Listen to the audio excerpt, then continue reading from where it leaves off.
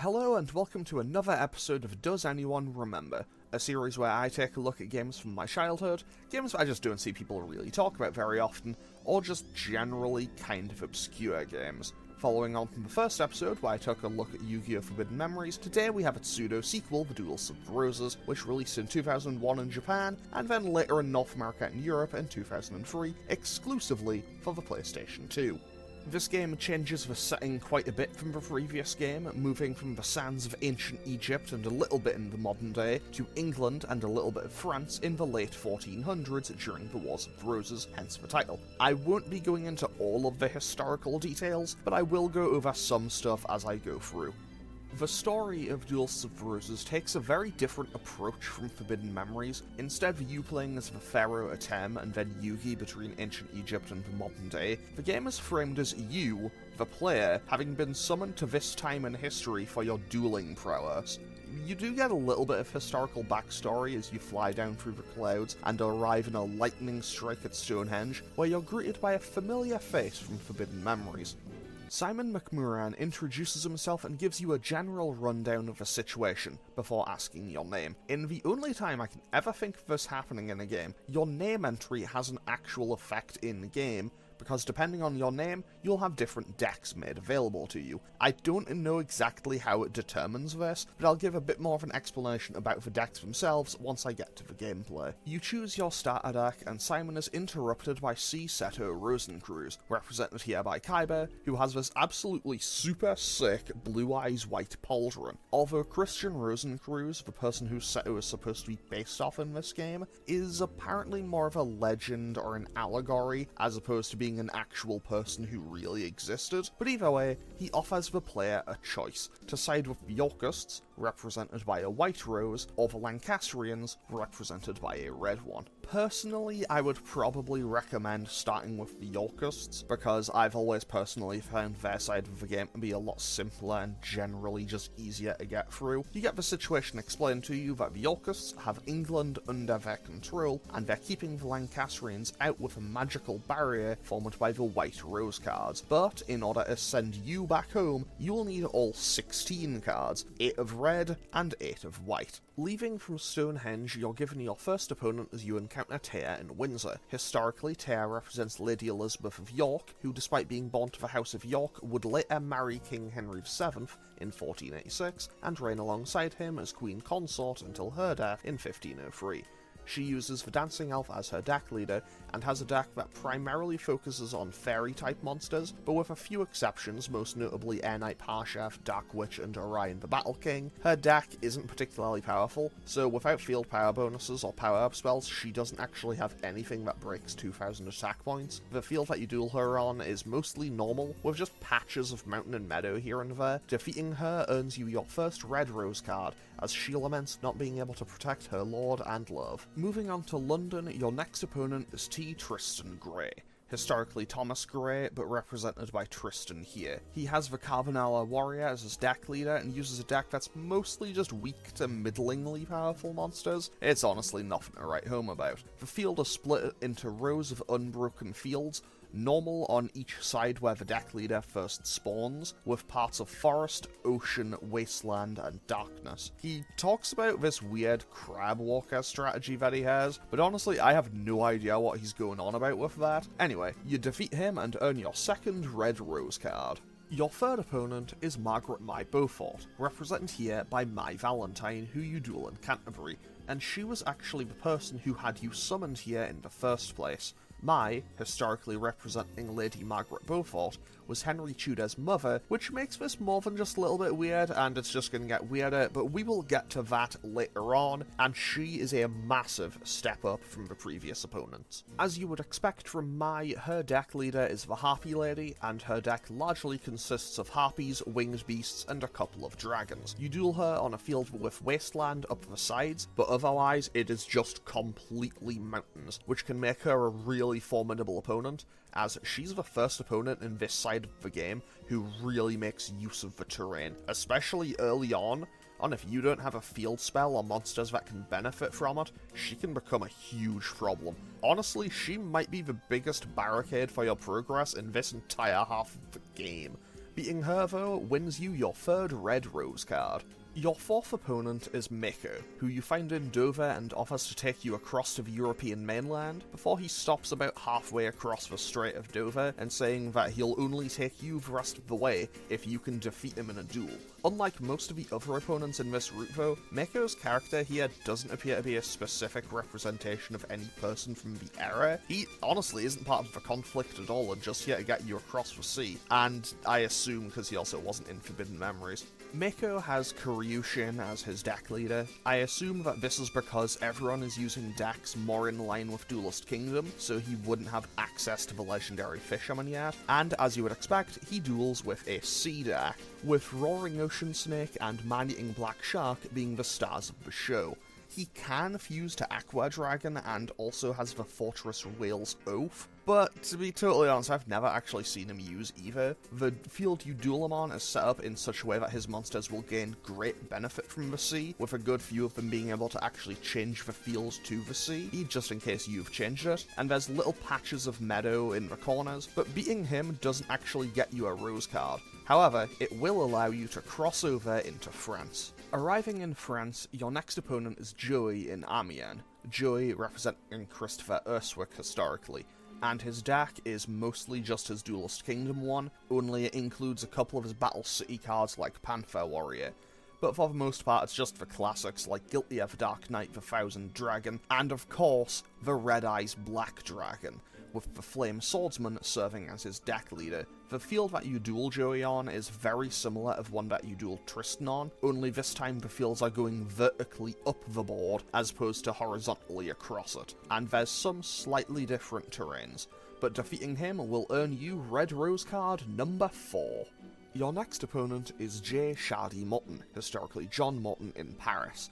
Shadi uses the Millennium Golem as his deck leader, but while his deck contains a decent mix of things in terms of offense and defense, in my experience he always plays really defensively, and I think this is largely down to the field that you play against him on. You play against him on a field that's split into 4 quadrants of dark, sea, forests, and wasteland, but they're all separated by crush fields, which I'll explain in just a little bit. But anyway, you defeat him and get your 5th Red Rose card. Your next opponent is Jasper Dice Tudor, historically Jasper Tudor, who was Henry Tudor's uncle, but he's represented here by Yuki's grandpa, and you duel him in Le Mans. He uses a deck that's focused on Exodia, with the head serving as the deck leader, and his general game plan is to basically just keep you away and slow you down with various spellbinding effects, while he establishes the Exodia win condition, although he also has plenty of burn damage available should Exodia fall through. The field also works in his favour for this, starting you on a meadow field with Labyrinth around his starting location, so instead you have to go around the sides, up and into a bottleneck to get to him. Fortunately, his monsters aren't usually all that tough, so you can kind of just steamroll over him to win your 6th Red Rose card. Your next opponent is Bakura, and you duel him in Rennes. Historically, he's meant to be Jack Cade or John Mortimer, who led a revolt against King Henry VI, but he died in 1450, which doesn't really make sense, because that means he'd have been dead for 35 years by the time the events of this game were happening. But anyway, I said I wouldn't drag on with the history, so let's just move on. Although realistically this is Yami Bakura we're talking about, so I guess that kinda makes sense, because just like another guy who's got some purple going on, he always finds a way to come back. Bakura uses a deck mostly made up of fairly weak plants and beast monsters, while making use of the Crush field and various power-up cards. His deck leader is the Dark Plant, which does give him 50 life points back at the end of every turn, but it's not really a particularly useful ability. He has the lowest deck cost of any opponent in the game, and defeating him earns you your 7th Red Rose card, as you then make your way to the port city of Brest to challenge the leader of the Lancastrian armies to a duel. Your opponent holding the final Red Rose card is Henry Yugi Tudor himself, historically Henry Tudor, which is another reason why Mai being his mother here is kind of weird. His deck leader is of course the Dark Magician, and his deck is largely based on his one from Duelist Kingdom, so cards like Summon Skull, Curse of Dragon, and Gaia the Fierce Knight do get some prominence, But despite this, his deck also includes the Dark Magician Girl, with the field that you duel him on being kind of just a patchwork of every other type of field in the game to really test your skills as you approach the end. Defeating Yugi earns you the final Red Rose card, and with that, it's time to head back to Stonehenge and go home. Back at Stonehenge, the 16 Rose cards are now used for a new summoning to awaken the card guardian, Manfred and Fablier. He has no historical basis, but does come from a Welsh myth, so apologies if I've pronounced his name wrong. He also ties the game back to Forbidden Memories with the implication that Dark Knight or Nightmare was his brother, and this is the final boss of the game. His deck leader is Chakra, and you duel him on a field that has meadow all the way around the outside, save for each corner having one forest tile, then a main area full of darkness tiles with an opening on each side that only allows one thing through at a time, and with the rest being blocked off by labyrinth tiles. Similar to Nightmare in Forbidden Memories, his deck focuses more on just beating you down with raw power more than anything else. But you win, you seal the card guardian away again, and Seto gives you his thanks for helping his plans, along with apologising for all the trouble that it's caused you. He hands you a pendant with the Yorkist emblem, making a pledge of roses, and promises that his descendants will do whatever they can to help you, should it ever be needed. He then disbands the Rose Crusaders, getting rid of the barrier around Britain, and allowing real-world history to continue, with Richard III falling in battle on Bosworth Field, and Henry Tudor being crowned as King Henry VII. This brings the White Rose chapter to a close.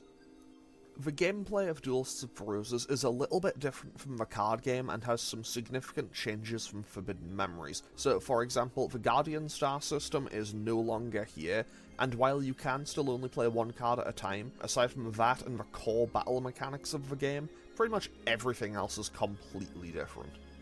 Starting first, you have your deck leader. This is a monster that represents you on the field. You can move it and summon in any unoccupied tile adjacent to it, provided that it isn't a labyrinth tile, but you are still limited to having 5 monsters and 5 spells and traps in your possession at any one time. But if you step over a card, it'll just get wiped off the field. However, if a monster attacks a deck leader, you'll take damage. Whatever the points of the card the deck leader is, doesn't matter. The game has 17 potential starter decks, and you'll be presented with a choice of 3, depending on what your player name is, and these starter decks drastically range in quality, from the absolutely busted Patrician of Darkness starter deck, all the way down to the dregs of the Wolf Axe Wielder and Creole starter decks. Card attributes are important when you go into battle because you need to watch out for your monsters potentially getting spellbound. This can come from monster, spell, and trap effects, but can also occur via battle. If monsters of opposing attributes clash, the spellbinding effect can take place, and this will prevent a monster on the field from moving on the next turn. Dark will spellbind Light, Light doing the same to Water, Water to Fire, Fire to Earth, Earth to Wind, and Wind back around to Dark. This is usually just for 1 turn, but some cards can cause 3 turns of spellbinding, and some cards, like Time Seal, Gravity Bind, and the Paralyzing Potion, can eternally spellbind, which will effectively make a card dead on the field. Although in the case of the Paralyzing Potion, machine monsters are immune to it.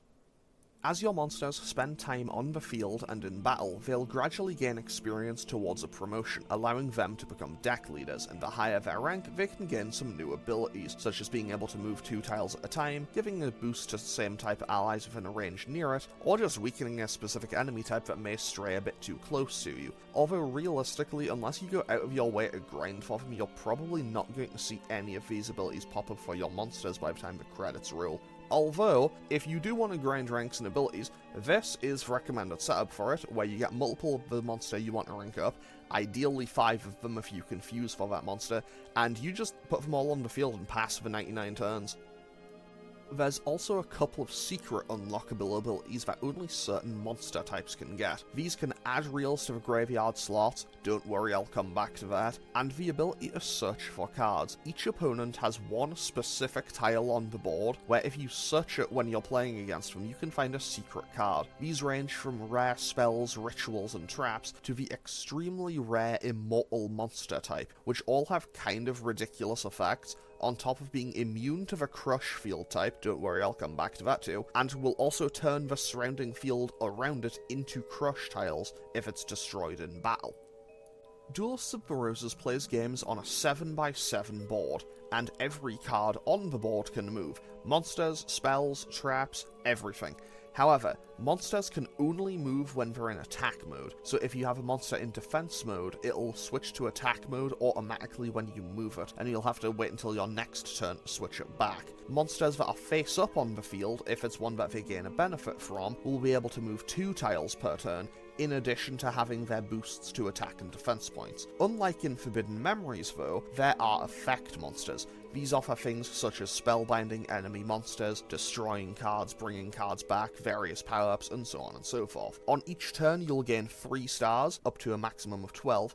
These will act as your summoning costs, with the monster costing their star value. So unlike in Forbidden Memories, you can't just drop a meteor black dragon on someone's head on turn 1. Another nice little addition is that you can now check on every monster to see which equip spells are compatible with them. No more trial and error like in Forbidden Memories. The rules are still the same as the ordinary games though. Reduce your opponent's life points to 0 and you win. Although, you can also win by boxing your opponent in completely, because if they can't move or summon, it will force them to surrender. There's also a counter at the top of the screen that counts down from 99. The duel will automatically end when it hits 0, and whoever has more life points left will win. While fusion still plays a role in Duelists of the Roses, it's a lot less essential to making it through the game than it was in Forbidden Memories. While some combinations still work exactly the same way, there's quite a lot that would have worked in Forbidden Memories that just don't work here. This is a lesson that I learned the hard way both as a child and almost every time I come back to replay it. When you win a duel in Duelists of the Roses, you get to play a minigame called the Graveyard Slot. You can win up to 3 cards per duel, with a special bonus card being rewarded if you line up 3 of the same, and some of these cards are fantastic. There's also some special ones that require lining up 3 of a specific card, and all of the cards that you can win are the cards that your opponent used and were in their graveyard at the end of the duel. There's a few exceptions, but for the most part, if you destroyed it, you can win it. And I think that's a great thing because it incentivizes you to clear out your opponent's deck a bit more before you finish them off. Unless you just want to win fake traps. Although, at the same time, if there's just one specific card you want from someone, sometimes having less things in the slots can also prove to be very, very helpful. Field power bonuses are an important thing to work with in Duelists of the Roses. A lot of the opponents will have decks that'll focus on getting their monsters a boost from the field, so here's a quick breakdown on each field and what they do. First up is the normal field. It's balanced, nothing gets a boost or a reduction from it. Out on the plains, warriors and beast warriors are in their element, but spellcasters are maybe a bit more vulnerable being so out in the open.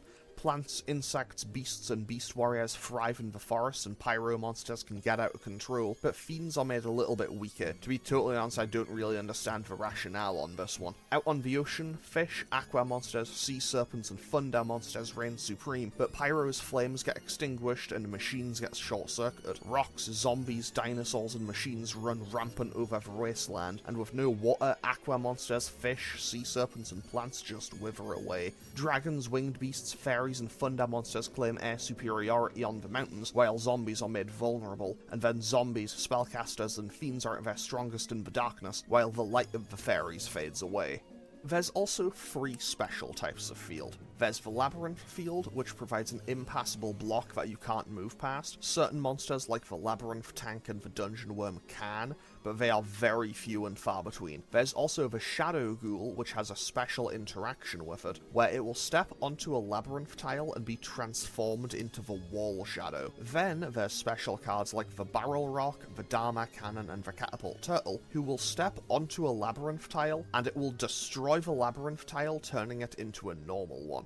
Up next is the Crush field, which provides no boost or reduction to anything, but any monster played on it or that steps onto it, even if it's just passing through, will immediately be destroyed if it has more than 1500 attack points. This is where those immortal monsters I mentioned earlier come in, because they are completely immune to the effect of the Crush field. And I think this also makes them effective revenge killers, because when they're destroyed in battle, they will turn an area around them into Crush tiles, and I imagine that will probably just in turn destroy whatever destroyed them, making it go 1-for-1. Finally, we have the Toon field. This will provide a boost to very specific monsters. like the Dark Rabbit, the Toon Alligator, the Stuffed Animal, and the Parrot Dragon, along with the Toon monsters like Mangaryu Ren, Toon Summon Skull, and Toon Red Archery Girl. Other than them though, every monster in the game is made weaker on this field. Fortunately, it isn't one that you have to deal with very often, but it is also the main gimmick of probably the hardest duel in the entire game. But I'll get to that when I get to that.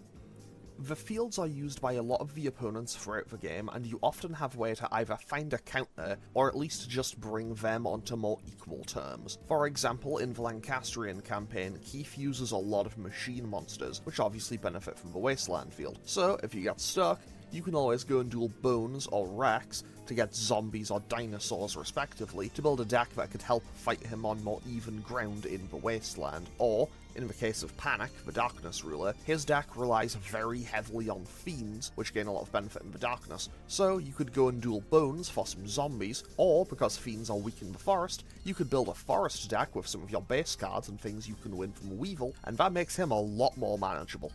When it comes to building your deck in Duelists of the Roses, you have your deck leader and then a 40 card deck. The game does allow you to have up to 3 prepared and ready to go at any one time, but it is a little inconvenient in the way that if you only have 1 copy of a card and want it to be in all 3 decks, you either need to have 3 copies of it or shuffle it between each deck as and when you're going to use it, which while it is authentic to building an actual deck, is a little bit inconvenient from a game standpoint.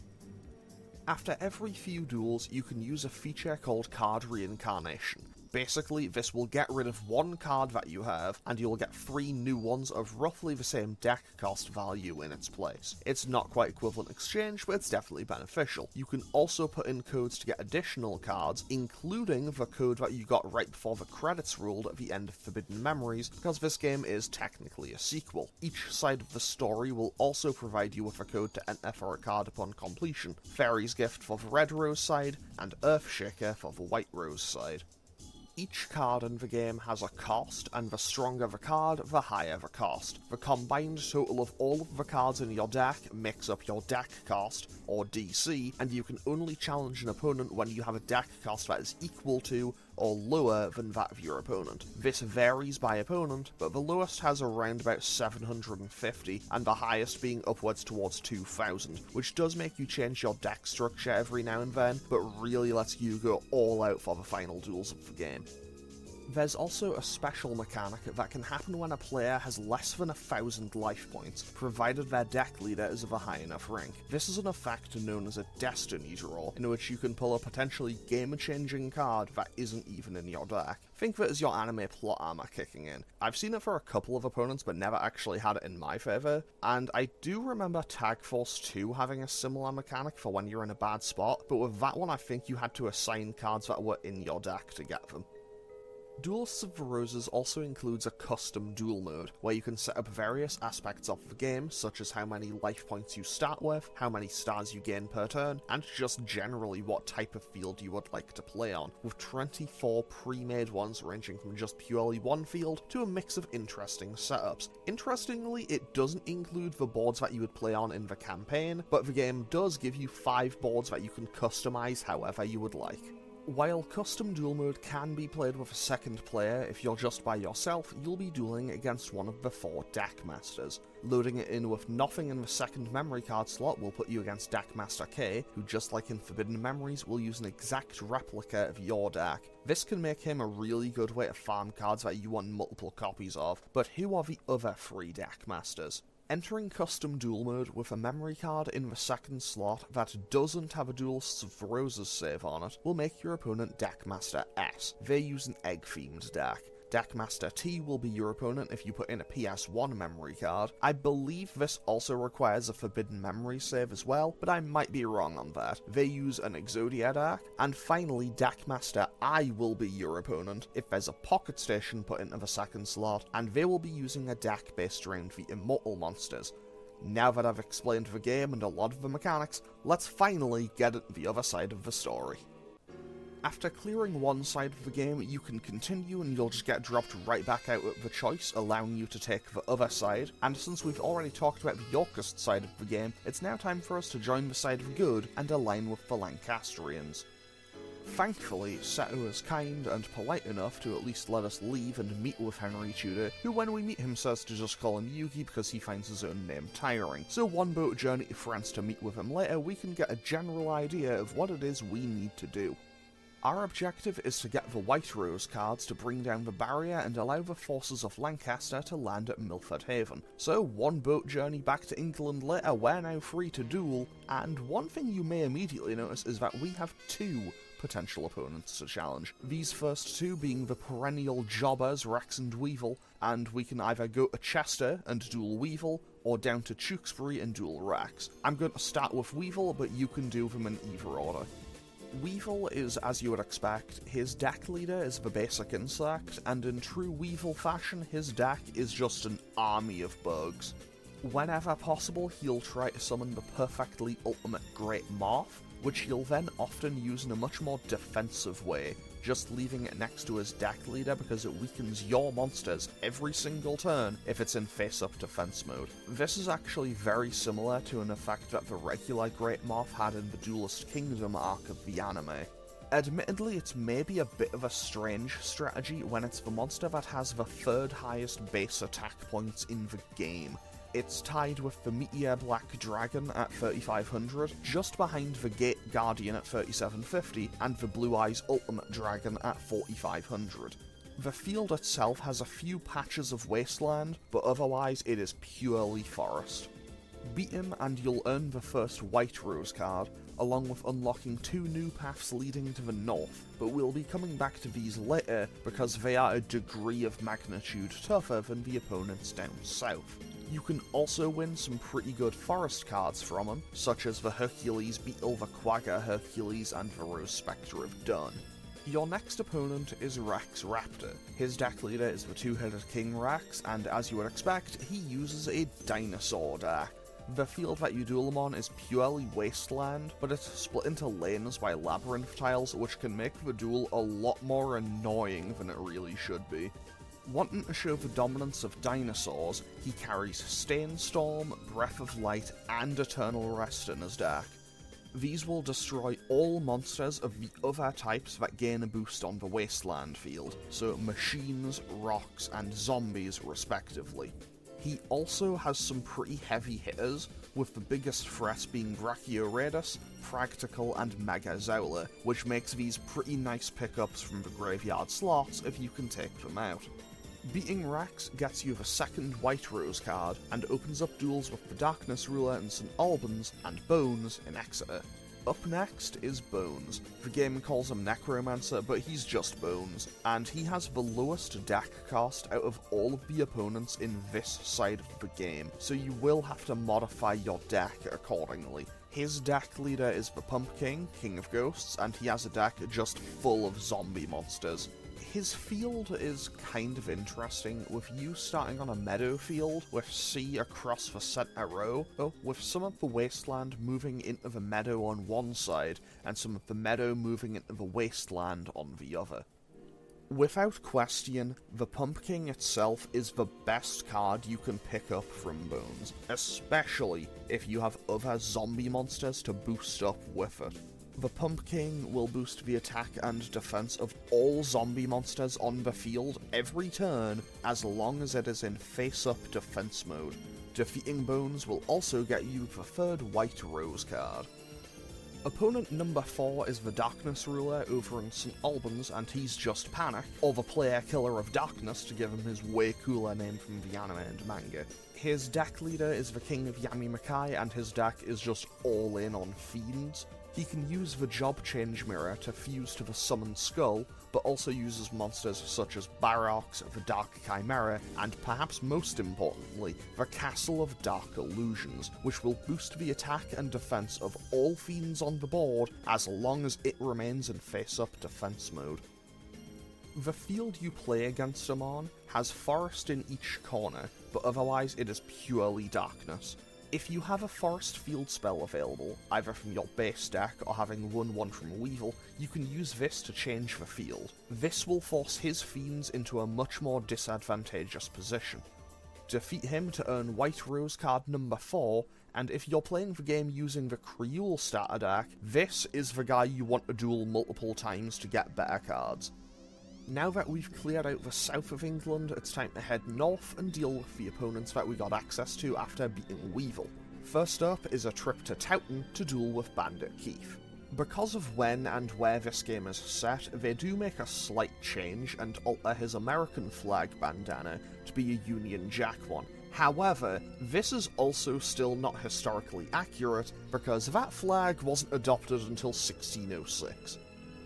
Keith's field is basically the same as the one that you duel Khyber and Manfredin on, only everything is wasteland to keep his machines strong, and the tile right in the middle of the board is a labyrinth one. His deck leader is the slot machine, and just like in the anime, he has a machine deck, with some real powerhouse monsters like the Launcher Spider, Machine King, and the Barrel Dragon.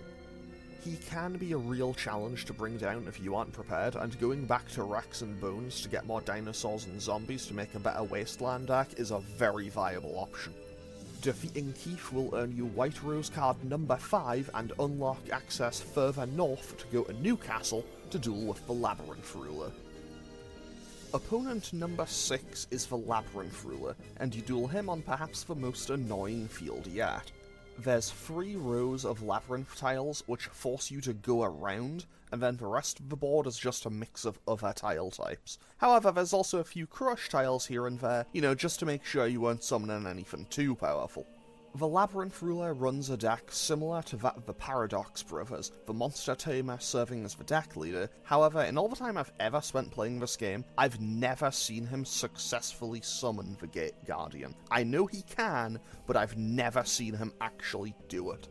Quite often, once you start getting close to him, he'll end up playing Magical Labyrinth, turning a tile next to him into a Labyrinth one, boxing himself in and leading to a very easy victory. Defeating him will earn you your 6th White Rose card.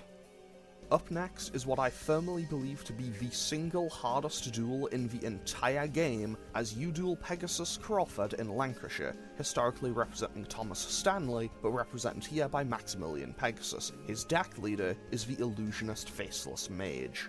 If the field against Jasper Dice Tudor was more like a mountain fortress, the one that you duel Pegasus on is more like a moat. It has 5 labyrinth tiles across the centre of the board, meaning that unless you have something that can go through those labyrinth tiles, you're going to have to go through one of the 2 funnel points. The 2 funnel points are just a line of 3 normal tiles for each side, with C tiles on your side leading to a mostly meadow area, but Pegasus's side of the field is all Toon Field, and this is where a lot of the difficulty in this duel lies, because as we discussed earlier, the Toon Field will basically just weaken all of your monsters. So my best advice would be to either get monsters that can change the field around them, or just outright use field spells to get rid of as much of that Toon Field as you possibly can.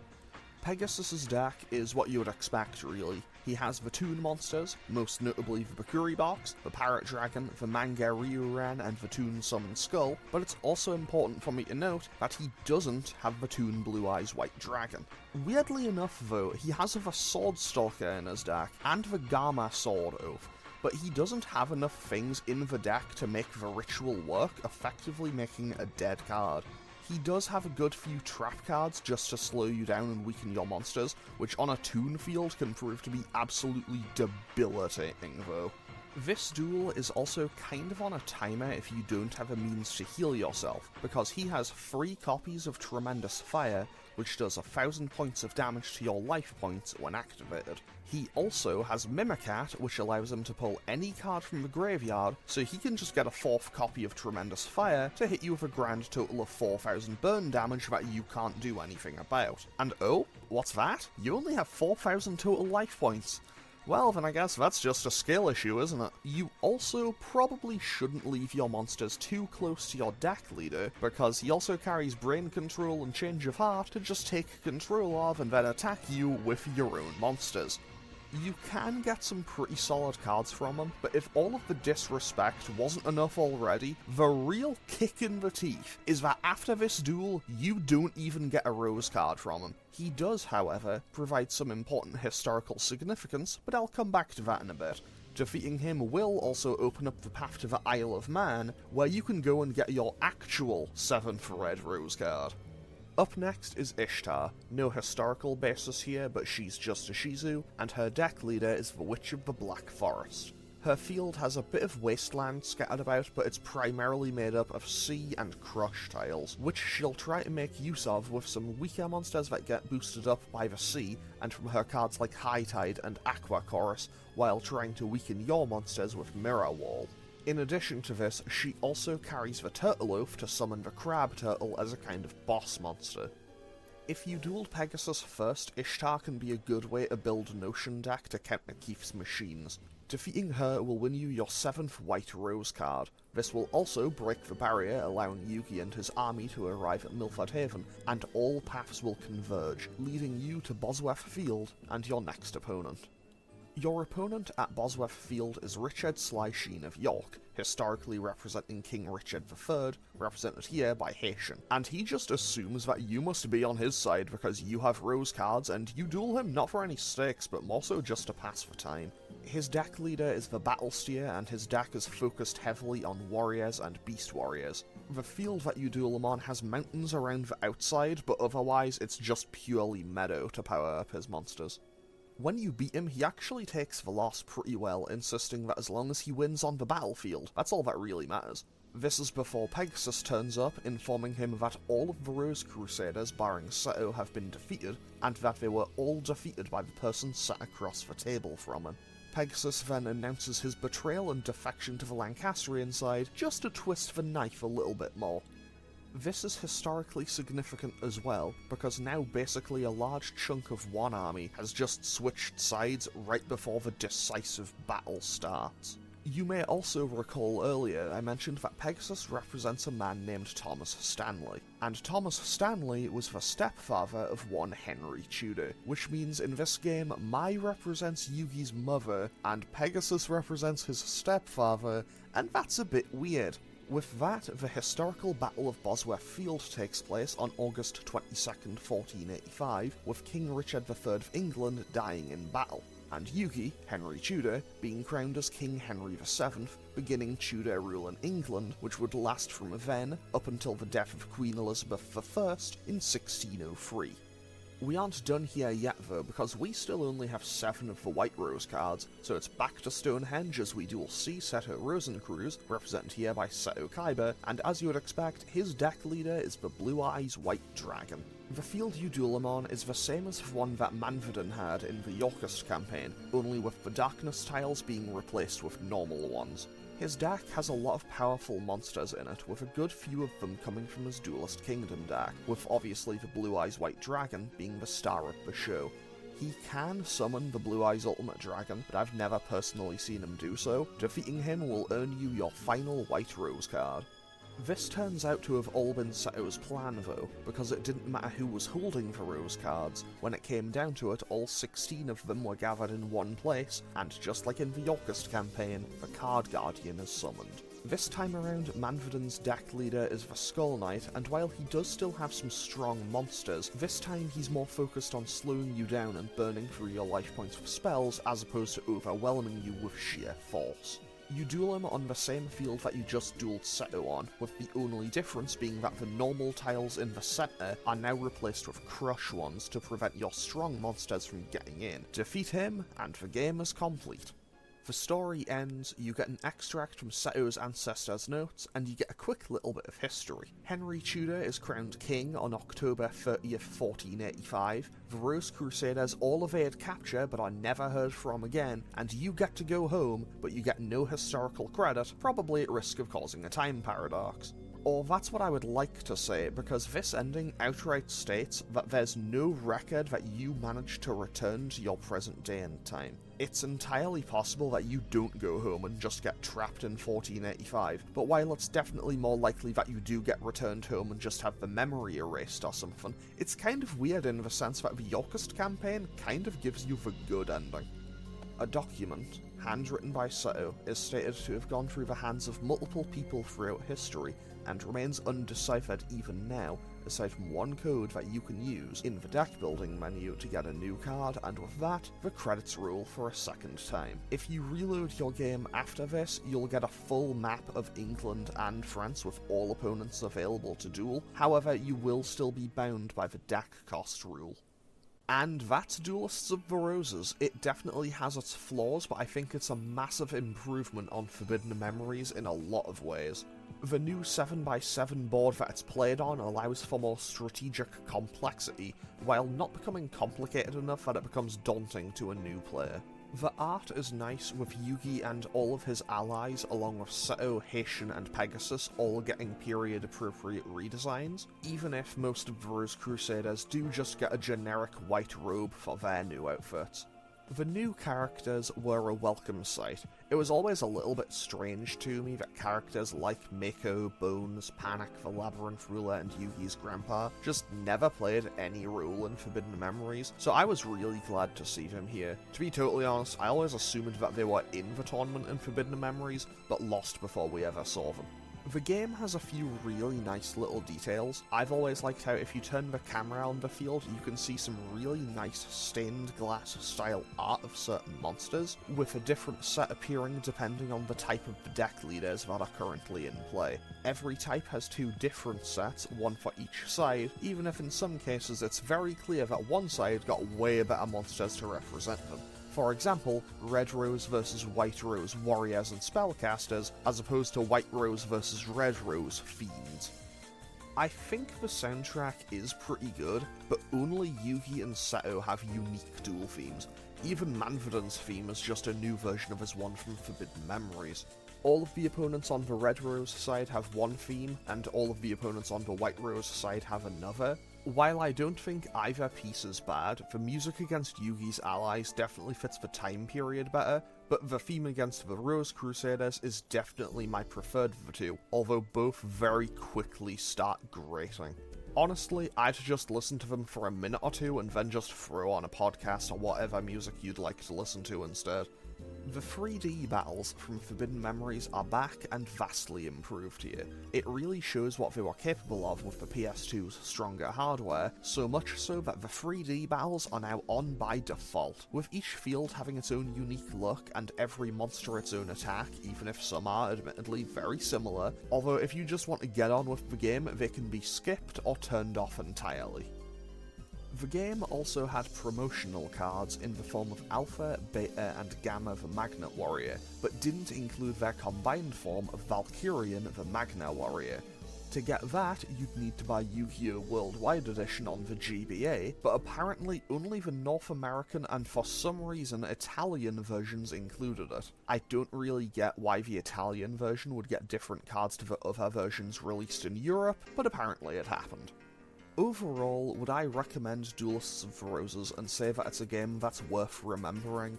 Absolutely. It's fun, it offers a decent challenge that isn't too easy or too hard, and you don't need to do a mountain of grinding to have a chance at winning, unlike in Forbidden Memories. The opponent AI is a little bit strange sometimes and will misplay and just outright throw games, but the game itself is pretty short. You could get through both campaigns in an afternoon, so it isn't a huge time investment, and you can make your own boards to play with in custom duel mode. Obviously this doesn't have as much appeal as it may have once held, but it's a nice thing just to have in there. I would definitely recommend Duelists of the Roses and say that it's a game worth remembering. If you see it for cheap, I would definitely recommend checking it out. It's a fun game. Thanks for watching this second episode of Does Anyone Remember? I had intended on getting it done a lot sooner, but I ended up pushing back my playthrough on the main channel, so I pushed back this alongside it. I'd also like to thank you if you sat and watched it for tolerating my borderline non-existent editing capabilities. While recording this, I also relearned that reading a script is a lot harder than I think it is, hence why some of my narration in this kind of just runs together. That, and why I had a few hundred unused, now deleted takes on some of these lines. As for what the next episode is, I have a couple that I'm in the process of scripting. One is definitely a lot shorter than the other, so you'll likely see that first. I'll confirm that the longer one is on Persona 1, and hopefully you'll look forward to those. but I don't have any specific plan or schedule for when these will be. They're definitely more of a kind of as and when type thing. But that should just about do it for this episode. As always, feel free to leave a comment or click any of the buttons down below if you feel so inclined, and I'll hopefully see you all again next time for either a playthrough on the main channel, another episode of Does Anyone Remember, or just whatever else it is that I end up doing. Okay, thanks for watching. Later.